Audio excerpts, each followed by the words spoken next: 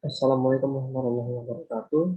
Selamat pagi Pak, saya Pak Maulana Indang, NIM 1904 01104. Saya akan menjelaskan bab 2 dari buku Boris dengan judul TPM Distributed Autonomous Maintenance.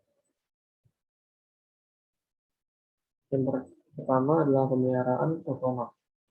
Pembersihan peralatan di TPM atau Total Preventive Maintenance biasa dikenal sebagai pembersihan dan pemeriksaan rutin. Membersihkan peralatan dari jarak dekat untuk membantu kami membersihkan bagian-bagian sisa yang berfungsi sebagai kamuflase dan mencegah untuk deteksi apakah masih ada masalah atau tidak. Lalu ada TPM Initial Clean and Inspect dan Act Tagging. Pembersihan awal merupakan tugas dari peralatan praktis pertama untuk setiap tim TPM, baik itu tim AM maupun tim Zero File atau tim TM. Tugas pembersihan yang dilakukan oleh tim AM biasanya seperti memperbaiki kesalahan kecil seperti oli bocor, kebocoran air, konektor rusak, penyangga kabel yang rusak, yang biasanya diabaikan begitu saja karena masih belum berisiko. Biasanya sebelum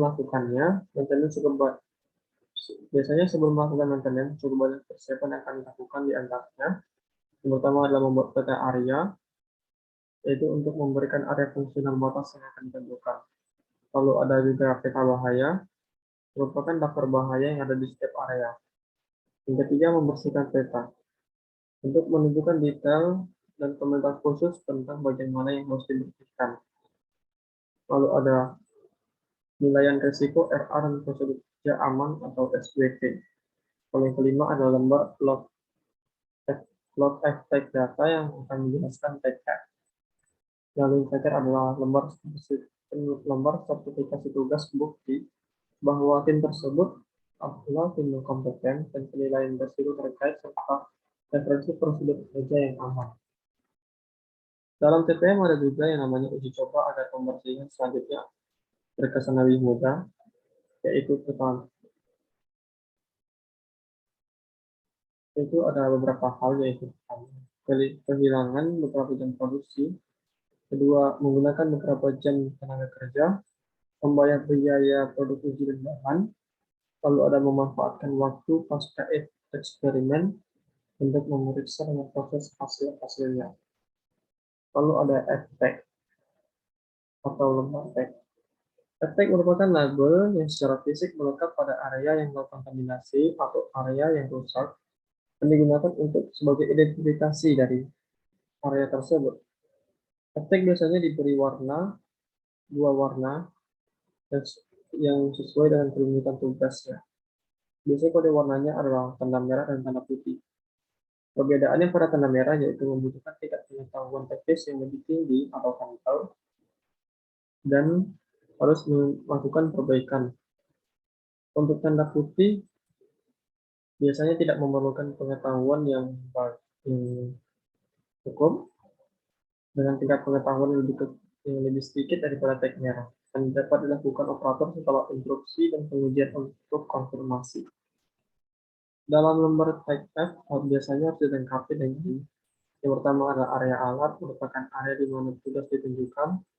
Lalu ada ID tag F, dikenal juga sebagai ID tugas. Lalu ada tanggal, merupakan tanggal pembuatan tag yang harus dicatat. Lalu deskripsi tugas, merupakan deskripsi tugas yang harus diringkas, tetapi harus dipastikan memiliki detail yang cukup untuk memastikan semua orang mengetahui arti dari deskripsi tugas tersebut. Lalu ada ID penilaian risiko. Dengan setiap penilaian risiko akan memiliki nomor identifikasi yang unik. Lalu ada tanggal yang merupakan tanggal penilaian risiko telah disetujui. Lalu ada ID prosedur kerja yang aman. Lalu yang terakhir adalah ulangi masalah atau rekam jika tugas berulang. Lalu ada melacak kemajuan pembersihan awal.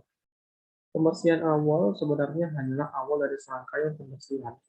Tetapi ini adalah salah satu tempat di mana sebagian besar kesalahan mungkin terjadi dan kepercayaan tim akan terbangun. Setelah selesai, pembersihan awal menjadi siklus pembersihan yang biasa dilakukan atau inspeksi rutin. Pembersihan kemudian akan dijadwalkan seolah-olah itu adalah perawatan yang rutin. Baiklah, sekian dari saya. Terima kasih banyak. Assalamualaikum warahmatullahi wabarakatuh.